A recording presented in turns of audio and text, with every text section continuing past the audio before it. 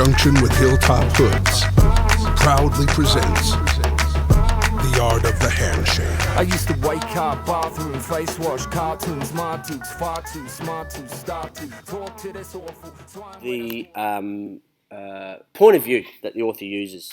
And the point of view, as we know and as we see as we go through, is first person point of view. Okay, that's where we get a lot of I, me, us.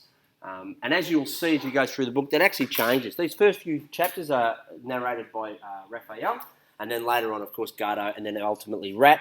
And we also get a couple of other narrators as we go through. A couple of words that I've highlighted here, a couple of important parts that we've highlighted here. This word stupa, we know means human feces. And it's an important notion because it gives us a clear indication of setting. This is where these people are set. They live amongst human waste. Down the bottom here in purple, you can see that I've marked some repetition. You'll see that the author, Andy Mulligan, uses words like piles and piles to give us an indication that this isn't not a small amount of rubbish. This is a large amount of rubbish. So again, creating setting. And the line, the trucks and trains never stop, gives a notion or an idea of hopelessness that the boys feel, and anyone who lives in this society must feel. When we flick the page, we see things like, again, more evidence here of the lack of hope, because the boys never find anything. Okay, well, that's what they believe, until, of course, they do find something. I'll just open up. I'm going to open up the notes so that when you see the video, when you get home, you can be reminded of what sort of things I've highlighted. Okay. This little line here, we see, again, not only the setting, but we get an idea of what sort of characters they are. These people are determined and persistent. They never give up. They're never allowed to give up. I really hope people are paying attention. And feel free to highlight the things on your iPad as you go. And when you get home, if you've missed something, feel free to add it or highlight it. That's sort of the point of this. One of the things I've asked you to do, and in the booklet that I've handed out, you'll see that the first page talks about characterisation. And I mentioned this when we were together last time. The physical description of the characters is not overly important in any text. It's more used as a part of helping decide to describe what sort of person these are. And I think when we see this line, all day, sun or rain, over the hills we go, we see that persistence and determination that Raph and Gardo display. And that becomes really evident throughout the film, particularly in their efforts to solve the crime. A few other notes there. Oop, gone wrong page. We get an idea of this hopelessness when we see here the 200 football pitch is big, 1,000 basketball. So the author's trying to give us some sort of relative size so we understand. And again, Raph says that it goes on forever. And for Raph, a person that's probably never left the dump site, in effect, it probably does go forever. Not only in space, but also in time, as he probably can't see a way out of it. The short sentence here at the end of this paragraph that describes "then one day I did" is a really simple way of pointing our attention as a reader. You'll notice that in the passages before, they're quite long, rambling sentences, quite a lyrical sort of sense to it, but this very short paragraph, as it is, breaks it down so we know we're onto something a bit special. We also see things like indicators to how old the characters are. We know that Raph is 14, and that again tells us a bit about his determination. And if we think back to Evelyn and the video we watched on her, these kids' life of work starts about 4 or 5. So he's been at it for 11 or 12 years. Okay, next page. I've just highlighted some of the things they're looking for. Not overly necessarily important, but also very interesting. Here's another example of that hopelessness. And you can see that Mulligan's used that a lot in this opening paragraph to really set our characters up.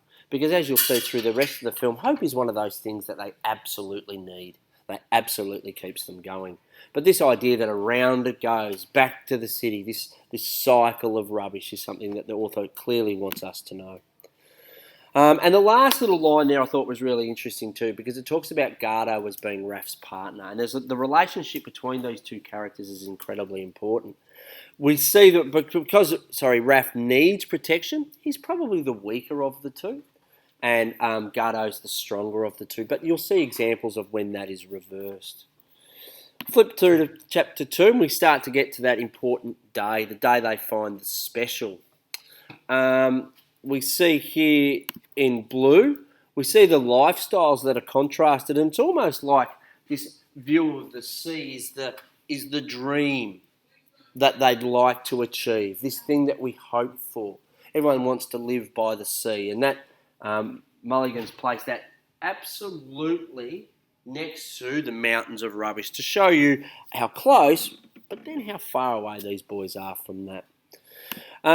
Wrong page, sorry.